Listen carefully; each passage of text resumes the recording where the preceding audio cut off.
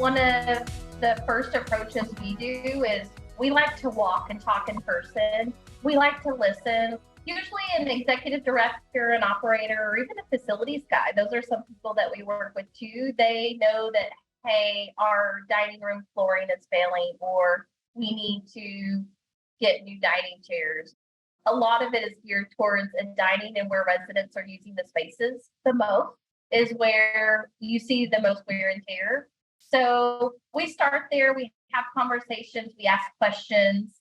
Occupancy drives a lot of where we try to spend the money, right? If you're a lower occupancy, is there a barrier at the front door for first impression? That may be a harder sell for your marketing. Knowing that safety and nutrition and things maybe they're already covered, the bases and the boxes are checked. So what is that marketing experience and why are you not selling or filling up? So there's lots of different factors. If you're fully occupied and you just need a refresh, I think it's a series of interviews, a site walk, understanding the budget and resources that they have. If we can stretch it over several CapEx years, we'll develop phasing plans based off of, best case scenario for them. We try to evaluate their conditions, the financial resources, and stretch their dollars as far as we can. If we know we can't totally break down a reception desk and redo what we'd love to reimagine for them, paint is okay, right? Because they have a really big need to replace the furnishing. So it's a balancing act, and it's something that is not going away. New construction has slowed tremendously.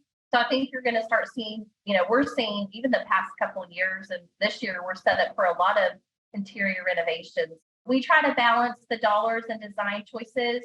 We approach it just like if I was spending money in my home, like how far can I get? We listen and we sidewalk with the marketing lens.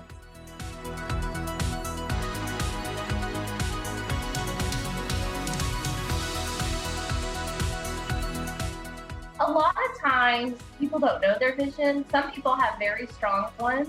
Usually with visioning and executing gets a little more tricky when you are trying to change a program. For instance, a food service program. That's something that we see a lot in where you're doing traditional dining or you're not delivering table service, things like that, which is harder to manage, right? And so anytime we update spaces, we really try to change the program, unless it's a transient space. It just needs new art, a new lounge chair for perching, waiting, for your car ride. But a lot of times we try to understand the need of staff, residents, how they use the space. And so we can throw designs out, we can give a furniture plan. We really try to explain the process and the why behind we're redoing the layout of your dining room or redoing the layout of your lobby, because you can add bistro and activity components into it to kind of activate the front door. We really try to explain to our clients the why we're doing things and not just say, this is the layout and this is the furniture we think you need. And we really try to imagine with them, giving the most flexibility on their spaces and show them how their staff can rearrange furniture and reprogram it throughout the day. I think that's critical in the success of a community where the executive director or any kind of administration can give feedback to their staff on. It's not just because the designer said so, it's the designer really feels like you can really use your space. A lot of times they come at you and say, I need this, this, and this. The space is working this way. And so your dining room may be your activity room, and we can split it by just changing fabrics and kind of putting a family table to intersect it, where it doesn't feel like you're doing artwork in your dining room and dining in your art studio. I think it's just really understanding the program, pushing the program, and giving them flex options.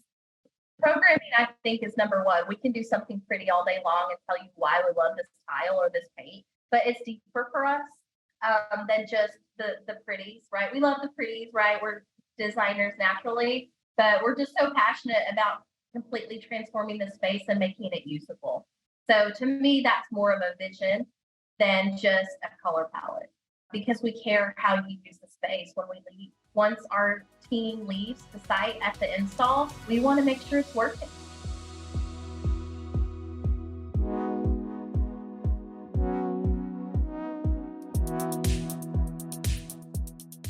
everybody would say experience, but I think passion starts at the top of leadership. It starts with me. The way I train our staff to care about pushing in furniture and being careful around people and how we're communicating to a director or even a resident who approaches us. We're not the designers that's just going to walk by and be like, sorry, get what you get. We're here. We're done. We truly care about holding the elevator for a resident who's getting in on their walker and we have artwork parts in the way. We'll unload a cart. We'll unload an elevator so a resident can get to their room.